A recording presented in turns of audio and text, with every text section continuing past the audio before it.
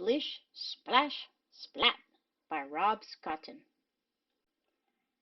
Splat purred happily in his sleep as candy fish of all shapes and sizes swam through his dreams. He reached out to catch one when his mom threw open the curtains. "Time to get up," she called. The candy fish melted away. "Come back, little fishes," Splat sighed. "Oh, I almost forgot," said Splat's mom. "Spike's coming over for a play date after cat school." "Spike, Spike, Spike!" spluttered Splat. "Spike will eat all of my candy fish and play with all of my toys until they break." "There will be plenty of candy fish, and we'll put away your favorite toys," said his mom. "Although, wouldn't it be nice if you shared?" "Sure, with anyone but Spike," said Splat.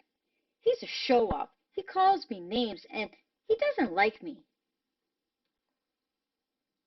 "I'm sure he really likes you," said Splat's mom.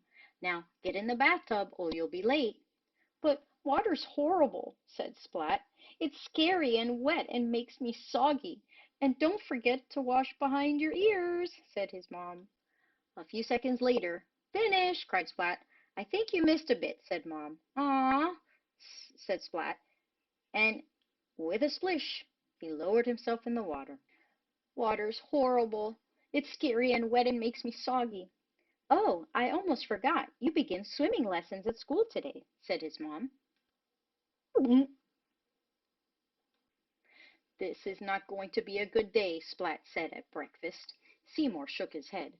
"Not a good day at all," Splat said on his way to school. Seymour shook his head. "Can this day get any worse?" Splat asked. Seymour looked through Splat's legs and nodded. "Hi, Splatty! Last one of school's a loser," said Spike with a grin. Spike sped through a puddle with a splash and was gone. "What a show-off," said Splat. "This is definitely going to be the worst day ever." In class, Mrs. Wimpydimple made an announcement. "Today, class, we're going to learn how to swim." The class fell silent.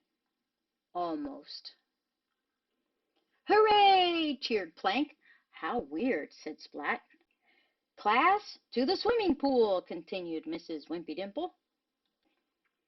The class lined up by the pool. "Splat forgot to put on his swim trunks," teased Spike. Everybody laughed. "No, I haven't.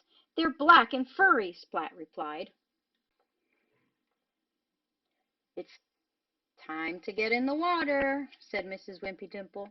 "Yippee!" cried Plank, and he jumped into the pool. "That's really weird," said Splat. "Me next!" cried Spike. Spike rushed up to the pool's edge, but then he stopped and stepped back. I forgot something," he said. Some of the class slowly stepped into the pool. "Me next!" cried Spike again. He rushed to the pool edge, but once again he didn't get in. I forgot something else," he said. More of the class got into the pool. Soon there were only two cats left on the poolside, Splat and Spike. "Come on in," said Mrs. Wimpydimple. "It's lots of fun." Splat couldn't keep quiet any longer. "Water's horrible," he blurted out, hiding behind Spike. Yes, it's horrible," said Spike, hiding behind Splat. "Water is scary and wet," they both cried together, "and makes us soggy." Splat was confused. He thought that Spike wasn't afraid of anything, but Spike was just as scared as he was. Splat felt sorry for him. Splat looked at Seymour. "Aha," he thought. Then Spike saw the strangest thing. A candy fish floated in front of his face. Spike tried to catch it. He missed. He tried again and again, but still couldn't catch it. Then he made one last effort and finally, yum! Then Spike realized that he was standing in the swimming pool. How did that happen, he wondered. It doesn't feel horrible or scary or too wet, thought Spike. "Hey, Splatty, last one to the other side's a loser." If Spike can do it, so can I, thought Splat. He took a deep breath and jumped. Splat! It tickles, said Splat. Water's not horrible at all. Splat called to Spike. Last one to the other side's a loser.